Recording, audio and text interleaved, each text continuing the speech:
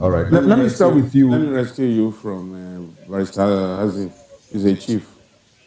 You called him Mister. Okay. All right. Good. Well taken. Now, Barrister Eze Eluche, I would like to ask you another sad story, that is happening to us.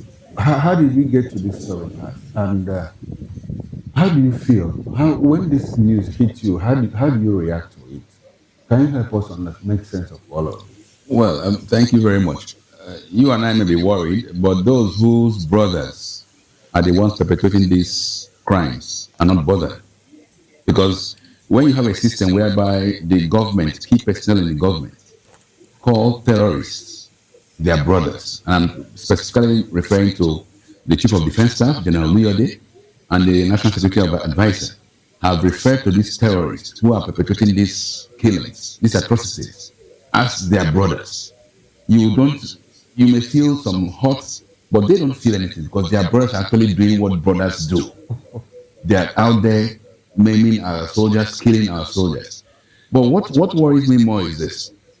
Because from that fundamental, when you treat the killers as your brothers, you now understand why they just keep on attacking the basis of Nigerian's military. These are not engagements in the public domain. They are just the terrorists attack the Nigerian army bases. That is where this general was killed. So if you have gotten that low to the extent that the terrorists now bring their war to the soldiers, it's a cause of worry, because that means that even the public is not safe. The safest areas in the north, when there is crisis, people tend to gravitate towards the military bases where you have protection. But in this instance now, where those same bases are where the terrorists go and attack, kill generals at will and move, and nothing happens. They've attacked the Nigerian Defense Academy. They've attacked very major formations have been attacked. And ironically, after this attack, what happens? All we hear is that the military has fenced off an attack. They have repelled an attack. You repel an attack, and what happens next? You didn't go in pursuit of these criminals. You just keep them away from your barracks or your base.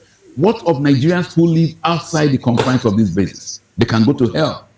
So, I mean, that is the sad part. That is where Nigerians should be worried about. Yes, it's sad that a general lost his life, but why are we even focusing on only the general?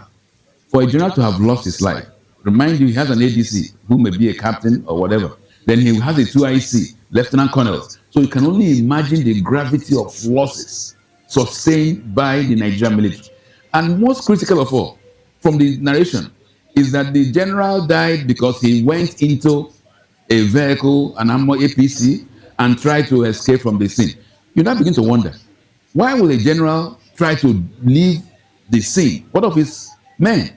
Okay, maybe there's only one or two APC carriers, armored personnel carriers, and the general deems it fit to leave the place and then sacrifice the other soldiers who are also human beings and Nigerians. So when you go through this process, the questions are scary, are very, very scary. It shows that maybe the generals are not even well trained, because I don't believe a general should leave his soldiers and try to make an escape. He should actually be the last to leave the place if the place is being cornered by terrorists. But in this instance, he tried to leave, and unfortunately, because of budgetary constraints, an APC that the general tried to use didn't start. I mean, I have posited severally that those who have served as commanding officer of Nigerian various formations should be charged with murder when, due to their criminal neglect or their siphoning funds meant for those formations, either the weapons don't work or the soldiers lack ammunition to repel attacks. The commanding officers, the brigade generals, those should be charged for murder. Now, Barrister, yes. You just said something. Are you in any way inferring that there might be complicity on the part of the generals in all of this? Oh, certainly. Because, I mean, you see, we have people who have ranks, but there's no accountability. Part of the rules, part of what the general should be doing is to ensure that the armaments within his formation are up to date, that the vehicles are tip-top condition. So if such things happen, I know there can be mechanical failures. Okay. But when these things happen regularly, you begin to suspect, was there a dereliction of duty on the part of the general that now led to his death.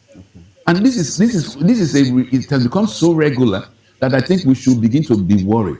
Because if this is what we're having in the military base, barracks, when these terrorist attacks, exactly the point. what of us are we Military seeing? barracks. Let's bring Mr. Fanimo into this.